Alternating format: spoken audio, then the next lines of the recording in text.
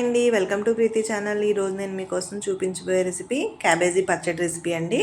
మనం ఇంట్లో తేలిగ్గా చేసుకోవచ్చు. దానికోసం ముందుగా కడిగి శుభ్రం చేసుకున్న కప్పు క్యాబేజీ అండి, ఒక పావు కేజీ వరకు ఉంటుంది. ఆవాలు 2 స్పూన్లు, మెంతులు 1 స్పూన్ పౌడర్ అండి, ఒక హాఫ్ కప్పు వరకు కారము, పావు కప్పు సాల్టు, 1 స్పూన్ పసుపు తీసుకొని పక్కన పెట్టుకోవాలి. ఇప్పుడు స్టవ్ మీద వెడల్పాటి కడాయి వేసుకొని పచ్చడికి సరిపడినట్టు ఒక ఆయిల్ తీసుకోవాలండి, 150 గ్రాముల వరకు.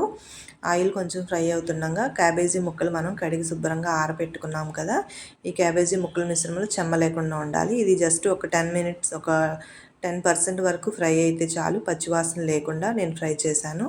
డైరెక్ట్గా కూడా మనం ఆవకాయ పచ్చడిలాగా పెట్టేసుకోవచ్చు. జస్ట్ నేనైతే కొంచెం ఫ్రై చేస్తే బాగుంటుంది అనిపించి ఫ్రై చేసి పట్టాను. చూసారు కదా, ఇలా జస్ట్ ఫ్రై అయింది. స్టవ్ ఆఫ్ చేశాను. వేరేగా ఒక గిన్నెలో 1 స్పూన్ పసుపు, ముందుగా తీసుకున్న సాల్టు, రుచికి సరిపడా కారము, ఆవపిండి మెంతిపిండి మిశ్రమం వేసి మిశ్రమాలన్నీ కూడా బాగా కలిసేటట్టు స్పూన్తో మనం కలుపుకోవాలి. కారం కదండి, కారం అంతా కూడా బాగా మిక్స్ అయ్యే వరకు కలుపుకోవాలి. ఇప్పుడు ఈ కారం మిశ్రమం అంతా కూడా మనం స్టవ్ ఆఫ్ చేసుకున్న క్యాబేజీ చల్లారింది. ఇప్పుడు ఈ మిశ్రమంలో చల్లారిన తర్వాత వేసి కారం అంతా కూడా పీల్చుకునేటట్టు కలుపుకోవాలి. ఇంకా మీకు ఆయిల్ కావాలి అంటే ఇప్పుడే యాడ్ చేసుకోవచ్చండి, వేడి ఎక్కవలసిన పని లేదు. మామూలుగా డైరెక్ట్గా మనం ఆయిల్ యాడ్ చేసుకోవచ్చు. ఇది కొంచెం ఫ్రై అయిన దాని మీద మనకి కారం అంతా కూడా వెంటనే పీల్చుకుంటుంది. చూడండి, ఒక 2 నిమిషాలు కలిపి పక్కన పెట్టుకోవాలి. దీంట్లో నెక్స్ట్ మనము నిమ్మకాయ కూడా ఒకటి పిండుకుంటే మనకు నిల్వ ఉండడానికి ముఖ్య కారణం అదేనండి. ఒక 3 మంత్స్ వరకు పచ్చడి పాడవకుండా ఉంటుంది. ఎప్పుడు మనం ఆవకాయ పచ్చళ్ళే కాదండి, ఇలా మనం ఉన్న అందుబాటులో ఉన్న కూరగాయలతో కూడా ఈ విధంగా రుచికరమైన పచ్చళ్ళు చేస్తే చాలా బాగుంటుంది. ఇప్పుడు పచ్చడి తాలింపు వేసుకుందాం. తాలింపు దినుసులు తీసుకోవాలి. శనగపప్పు, జీలకర్ర, ఆవాలు, మెంతులు, ఎండుమిర్చి, ఒక నిమ్మకాయ చెప్పాను కదండి, నిమ్మకాయని కట్ చేసుకొని పచ్చడి మిశ్రమంలో గింజలు పడకుండా వేసి పచ్చడి అంతా కూడా నిమ్మకాయ ఫ్లేవర్ అంతా కూడా పీల్చుకునేటట్టు కలుపుకోవాలి. నిమ్మకాయ రసాన్ని మనం పచ్చడిలో యాడ్ చేసుకునేటప్పుడు వేడి అనేది ఉండకూడదండి.